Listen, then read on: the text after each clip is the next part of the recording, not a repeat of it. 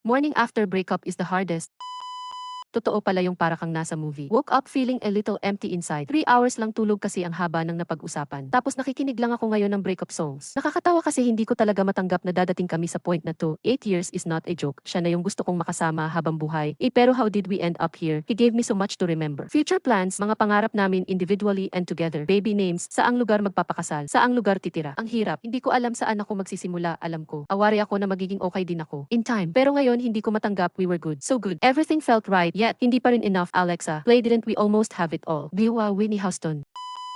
I was you 2 years ago, 8-year relationship and my ex cheated on me as well with his workmate. The breakup saved me and I've never been better. I also met the love of my life. You will survive this, OP. Feel free to DM me if you need a friend.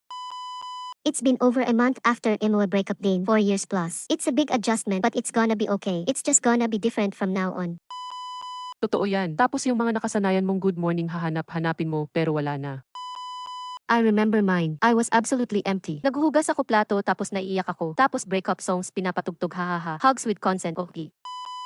Acknowledge your feelings. As unrealistic as this may sound to you now, things will eventually get better for you without them in the picture. Tatawanan mo lang tong umaga na to in a few years. That is if you'd still remember this even happened. Hugs, okay.